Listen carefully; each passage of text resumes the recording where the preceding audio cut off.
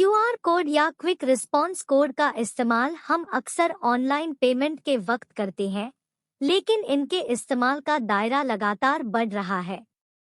पिछले 2 सालों में आपको कई जगहों पर क्यूआर कोड का उपयोग दिखा होगा, लेकिन इन्हें लेकर इसी हफ्ते ऐसे 2 डेवलपमेंट आए हैं जो इसकी जरूरत को हाईलाइट करते हैं। पहला, अब घरेलू एलपीजी सिलेंडरों पर QR code LPG cylinders with QR code लगाने की बात हो रही है। इससे गैस सेफ्टी, गैस चोरी, सिलेंडर ट्रैकिंग जैसी फैसिलिटीज मिलेंगी।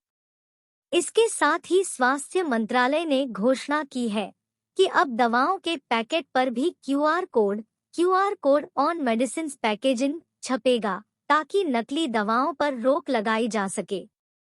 अब जब क्यूआर कोड पर इतना भरोसा जताया जा रहा है और ये आपके डेली यूज में आ चुके हैं, तो क्या आपने कभी सोचा है कि एग्जैक्टली काम कैसे करते हैं? क्या इनके इस्तेमाल में खतरा भी होता है? आइए आज क्यूआर कोड के बारे में जानते हैं दिलचस्प बातें। इससे पहले हम इस क्यूआर कोड की गहराइयों में चले जाएं, चैनल को लाइक और सब्सक्राइब जरूर करें। चलिए आगे जानते हैं क्यूआर कोड क्या होता है और कैसे काम करता है।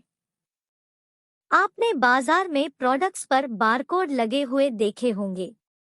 एक तरह से कह सकते हैं कि बारकोड और क्यूआर कोड आपस में भाई भाई कह सकते हैं।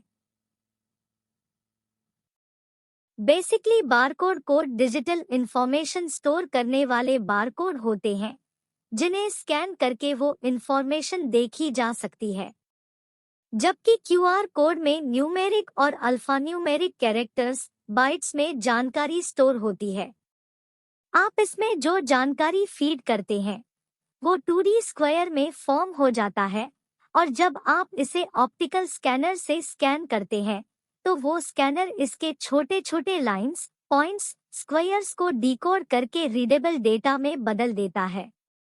यानी कि क्यूआर कोड एक तरीके से लाइंस, स्क्वायर्स और पॉइंट्स में बदलकर स्टोर हो जाने वाला डिजिटल डेटा होता है, जिसे वापस कन्वर्ट करके पढ़ा जा सकता है। क्यूआर कोड में आपको जो ब्लैक लाइंस दिखाई देती हैं, उन्हें डेटा मॉड्यूल कहते हैं। क्यूआर कोड के कई हिस्से होते हैं। क्यूआर कोड एक सफेद बैकग्राउंड, काले काले निशान होते हैं।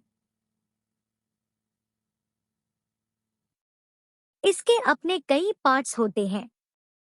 अगर आप ध्यान से देखें तो आपको इसके 3 साइड में वर्ग बने दिखाई देते हैं और बाकी हिस्से में काले काले से बिंदु मिलकर अलग अलग आकार बनाते हैं।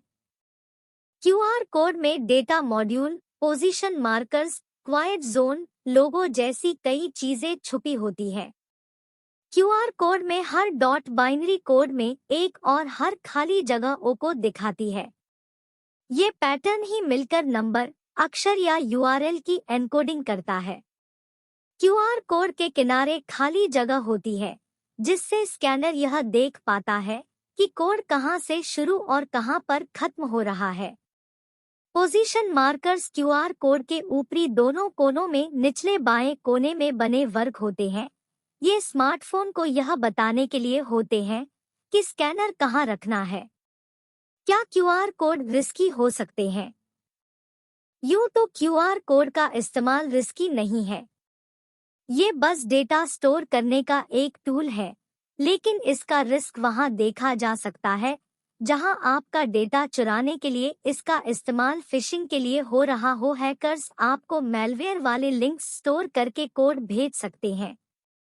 आपने अगर इन्हें स्कैन किया और लिंक पर क्लिक किया तो आपको डेटा चोरी हो सकता है, आपके डिवाइस में वायरस आ सकता है। एक फिशिंग यूआरएल पर क्लिक करने से आप कई तरह के फर्जीवाड़े में फंस सकते हैं। ऐसे में यहाँ क्यूआर कोड धोखाधड़ी का साधन बन सकता है, लेकिन आप सावधान रहें और सेफ जगहों से ही क्यूआर कोड स्कैन करें तो आपको इसकी फिक्र करने की जरूरत नहीं पड़ेगी। क्यूआर कोड के बारे में जानकारी कैसी लगी नीचे कमेंट्स करके पक्का बताओ और चैनल को लाइक और सब्सक्राइब कर दीजिए।